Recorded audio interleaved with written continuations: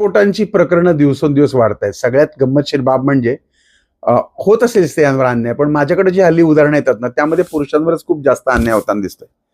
मी असं एका बाजूने बोलत नाही, पण आज मला या विषयावरती बोलायचं म्हणून मी बोलतोय. याचा कोणी चुकीचा अर्थ घेऊ नये, कारण माझं काम समाजाच्या दोन्ही बाजू मांडणं आहे. कारण मी समाजाचा आहे, त्यामुळे मला दोन्ही सारखेच आहे. त्यामुळे पोटगी मागणं, घटस्फोट मागणं, मोठी रक्कम मागणं हे चुकीचं आहे असं माझं अजिबात म्हणणं नाही. पण प्रत्येक वेळेस मागणं आणि त्रास देणं हे मात्र नक्कीच चुकीचंच आहे, नाही का?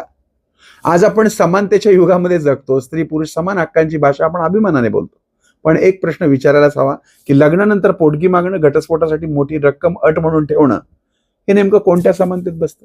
हुंडा नक्कीच चुकीचा आहे, कारण तो पैशासाठी नातं विकत घेण्याचा प्रकार आहे. पण मग नातं तुटल्यानंतर मोठी रक्कम मागणं हे वेगळं कसं? जर स्त्री सुशिक्षित, सक्षम आणि स्वतःच्या पायावर उभं राहू शकणारी असेल तर तिने स्वाभिमानानं जगावं, की आपल्या पतीच्या कामावर अवलंबून राहावं. मुळातच स्त्रिया नोकरी करतात. पुरुषांपेक्षाही म्हणजे पतीपेक्षाही जास्ती पगार स्त्रियांना आहे. स्वतःचं घर असतं, गाडी असतं, सगळं असतं. पण तरीही घटस्फोटामध्ये मोठ्या रकमेची मागणी केली जाते, पोटगी मागितली जाते. कायद्याने पुढे काय होतं हा विषय नंतरचा, पण मोठ्या प्रमाणात अशा केसेस कोर्टात तर आहेतच ना.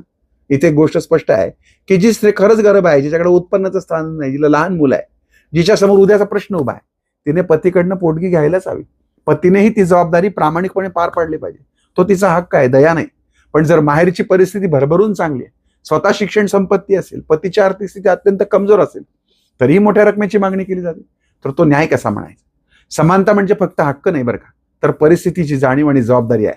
खरा स्वाभिमान हा दुसऱ्याला तोडून स्वतः उभं राहण्यात नसतो, तर स्वतःच्या कर्तृत्वावर उभं राहण्यात असतो. कायदा हा गरजूंना आधार देण्यासाठी, सूड उगवण्यासाठी नाही. शेवटी प्रश्न पैशाचा नाही, तो आहे न्याय आणि स्वाभिमानाचा. समानता हवी असेल तर ती हक्कात, जबाबदारीत दोन्ही ठिकाणी दिसली पाहिजे. या बाबतीत तुम्हाला काय वाटतंय मला जरूर सांगा. परंतु बऱ्याचदा सासरकडच्यांची चूक असेलही, अशा वेळेस सासरकडच्यांना अजिबात सोडू नये. पण आमचंच खरं म्हणणारी माहेरची मंडळी मुलीचा संसार मोडतात आणि वादाला वाद होऊन जातात, भांडणं होतात, तेव्हा कारण नसताना खोट्या तक्रारी दिल्या जातात. हुंडा मागितला वगैरे अशा प्रकारे पोलिसांना अटक करायला लावू नये. आणि या गोष्टीचा प्रचंड त्रास सासरकडच्या मंडळींना होतो.